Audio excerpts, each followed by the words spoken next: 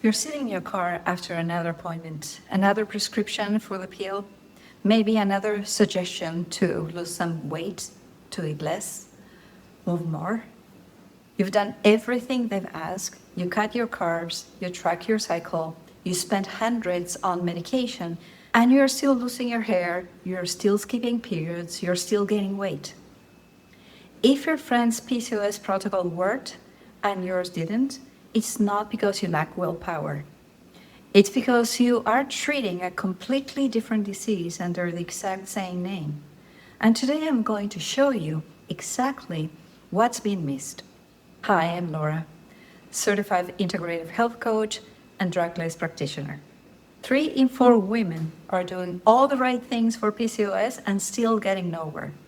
The reason why you might be getting nowhere is that no one clearly identified what is actually driving your particular version of PCOS. Is it excess androgens? Is it high LH? Is it strong insulin resistance? Or is it something else? Today I'm going to show you the 4 real biological types of PCOS that science just proved exist, each with its own main driver.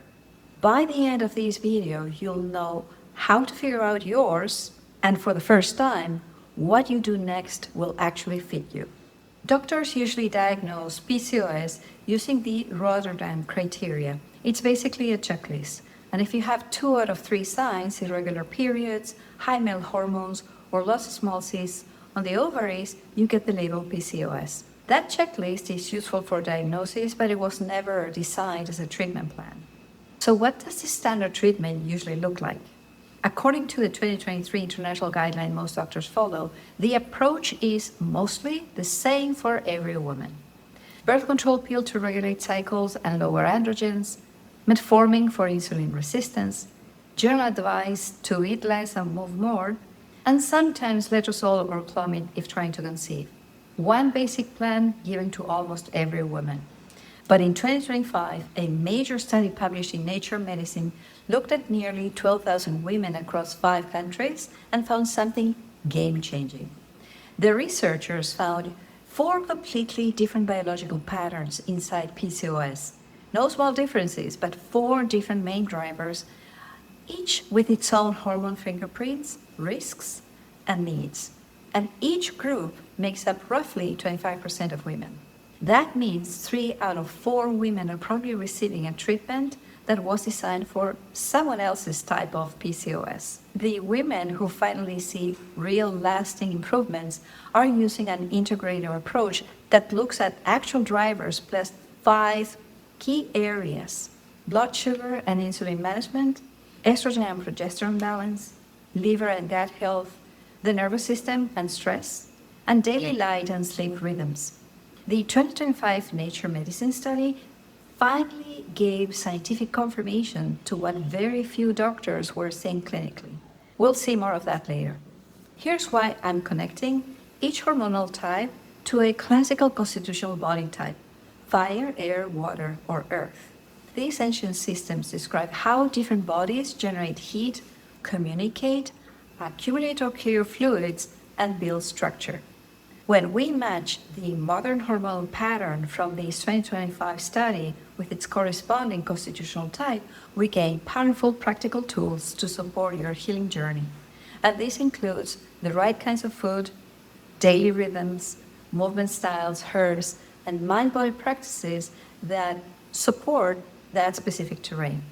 It turns the study from an interesting science into something you can actually use every single time. Here are the 4 groups explained in plain language, but before I walk you through each type, a word on my role here. I'm an integrative health coach, not a physician. My job is not to diagnose you or tell you what treatment to follow.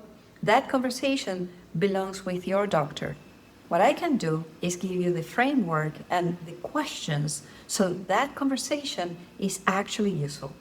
Let's look at the 4 biological types that the research identified. Group number 1, high androgen PCOS, approximately 25% of the women in the study. This type is driven by excess androgens, the male hormones. These women usually have high testosterone and DHEA levels. They often struggle with deep cystic acne that doesn't clear easily, unwanted hair growth on the face, chin, and chest or belly, and sometimes thinning hair on the scalp. Their body feels like it's running too hot, with elevated inflammation markers and the highest cardiovascular risk of any of the 4 patterns. In classical terms, this is excess fire or yellow bile. In Ayurveda, it has a strong pitta imbalance. In TCM, it is usually liver qi stagnation with heat. In these traditional systems, the strategy centers on cooling and clearing this terrain. The approach emphasizes cooling foods such as cucumber, coconut water, mint, and aloe vera juice. In Ayurvedic tradition, practitioners reach for shatavari, guduchi, and neem. And in TCM, chrysanthemum tea or the formula Xiao Yao San are commonly used. A very useful acupressure point is liver 3, also called Tai Chong. Liver 3 is often combined with spleen 6 or gallbladder 34 for extra support. Group 2, high LH PCOS, approximately 23% of the women in the study. This type is driven by high LH and poor signaling between the brain and the ovaries. These women have elevated LH and AMH on their labs. LH is the hormone that tells the ovaries to release an egg. AMH reflects how many follicles are waiting. In this pattern, LH is chronically elevated. The signal keeps firing, but ovulation does not reliably follow. The communication system is generally loud, but the signal is not landing. This group carries the highest risk of ovarian hyperstimulation if the fertility treatment is attempted without considering the terrain. Classically, this is the air sanguine type, hot and wet with too much movement and not enough grounding. In Ayurveda, it is an aggravated vata. In TCM, it relates to the liver and kidney meridians as they help regulate the reproductive system and calm erratic signals. Traditional frameworks addressing this air pattern prioritize warm grounding foods like soups, cooked veggies, ghee, and dates. In Ayurvedic tradition, practitioners reach for ashwagandha and brahmi to calm erratic system signaling. And in TCM, goji berries and black sesame seeds are commonly incorporated. A useful acupressure point is liver 3 combined with kidney 3. Daily gentle qigong or a very consistent daily routine also helps ground this erratic energy. The third group is high SHBG PCOS, approximately 25% of women in the study. This third group is one of the most often dismissed. These women have the highest levels of SHBG, and this protein acts like a heavy damp blanket. It binds and holds hormones tightly in the blood so they can't move freely or express strongly. It dampens and muffles their activity. This group tends to have the lowest BMI, the mildest visible symptoms, and the best reproductive outcomes of all 4 visible patterns. Classically, this is the phlegmatic type with excess cold and wet qualities. In Ayurveda, it is kapha imbalance. In TCM, it is usually the spleen qi deficiency with dampness. The spleen meridian is central here because in TCM, the spleen governs transformation and transportation of fluids. When it's weak, dampness accumulates and hormones become muffled. Traditional systems addressing this water terrain emphasize warming and activation. Warming spices such as ginger, cinnamon, and turmeric are foundational. Dry brushing, brisk morning walks, and lighter evening meals are emphasized. In TCM, moxibustion is a primary tool. A key acupressure point is spleen 6. Gently massaging this point is understood to move dampness and activate the system. The fourth group, the metabolic OB-PCOS, approximately 26% of the women in the study. This type is driven by strong insulin resistance. These women usually have the highest BMI, the hardest time losing weight, and the highest risk for type 2 diabetes. They also have the highest spontaneous remission rate over time. Their body feels heavy and stuck because it holds on to fat, glucose, and metabolic waste. Classically, this is a melancholic type with excess cold and dry qualities. It needs activation. In Ayurveda, it's also a common balance with accumulation. TCM, it relates to spleen chi deficiency with dampness and phlegm. The spleen and stomach meridians are most important because they control digestion and metabolism. The traditional frameworks for this earth terrain emphasize warming and bitter foods, morning movement, and lighter evening meals. Triphala is a classic Ayurvedic support for this pattern. In TCM, astragalus or hawthorn is commonly used. Helpful acupressure points are spleen 6 and stomach 36. Daily walking after meals and moxibustion on the abdomen are used to move stagnation. Now, the birth control pill is still #1 treatment given to most women with PCOS. Depending on the patient, it is sometimes combined with anti-androgen medication or metformin if high insulin resistance is present. But what is the most fascinating part about this study? This 2025 data perfectly validates what clinical pioneers like Dr. Lara Briden and Dr. Fiona McCulloch have been observing in their practices for years. Long before lab data caught up, they were already treating these 4 distinct profiles, and here's how they actually target them.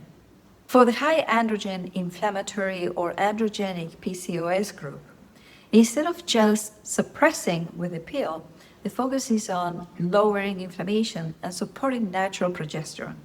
In their clinical frameworks, cyclic bioidentical progesterone is discussed alongside with reishi mushrooms, quercetin, and strong liver support to cool the system and reduce ovarian androgen production. For the metabolic OB-PCOS group, both doctors put insulin resistance front and center, heavily targeting these with myo-inositol, taurine, a blood sugar balancing diet, and movement. They go far beyond the basic eat less, move more advice. For the high SHBG PCOS women, instead of watchful waiting, the integrated protocol is based on warming the body and activating the system with cyclic progesterone, taurine, thyroid support, and circadian rhythm work to address the dampness. And for the high LH PCOS group, the key is to calm the high LH signal with cyclic progesterone and very strict circadian alignment, morning light, and consistent sleep. The birth control pill does lower androgens, but it also adds synthetic estrogen that completely shuts down your own natural progesterone production. For many women, especially those dealing with post-pill issues, this can actually feed the wrong driver instead of fixing it.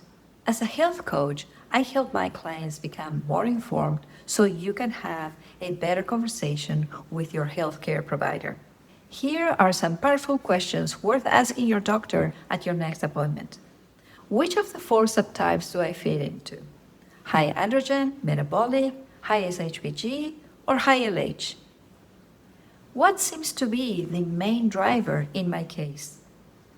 Is it birth control pill or metformin the best choice for my specific pattern? Can we properly test my progesterone, insulin, SHBG, LH, AMH, and testosterone? When I say properly test, I mean ordering the right combination of tests, doing them at the correct time in your cycle, and looking at the full pattern together, not just one number in isolation.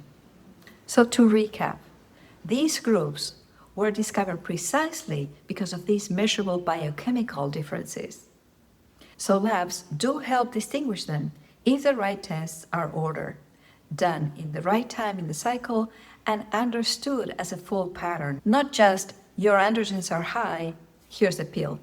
Identifying and balancing your constitutional pattern does not cure PCOS by itself, but it gives you something extremely valuable, a clear, personalized direction so that your diet, lifestyle, and supporting nutrients are actually aligned with your body type.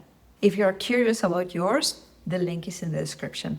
No matter which type you are, these 3 moves support every woman with PCOS. First, morning sunlight. Direct sunlight exposure within the first hour of waking, ideally before screens. The circadian rhythm directs the secretion of LH, insulin sensitivity, and liver detox pathways. Every hormonal system in the body uses light as its primary timing signal. Most modern women with PCOS are living in artificial light environments that disrupt that signal entirely. Second, avoid blue light after dark, screens, LED lighting, overhead lights after sunset. All of these suppress melatonin and extend the body's perception of daytime into the night. For the air pattern, this is particularly disruptive. For all 4 types, it creates a hormonal environment where the body never fully completes its nocturnal repair cycle. And third, eliminate non-native electromagnetic frequencies at night. Wi-Fi routers in the bedroom, phones charging in your nightstand, smart devices running overnight. All these devices generate electrical fields that interfere with the cellular environment during the hours when your body's deepest repair work happens. This is foundational terrain hygiene. It costs nothing to implement, and the evidence for biological impact is growing. These are not cures, they are environmental conditions that allow your terrain to function as it was designed to. Without them, every other intervention, dietary, medical, or constitutional, is working against a headwind. Now you know why your protocol didn't work, and you know exactly what to do next. I'll see you in the next one.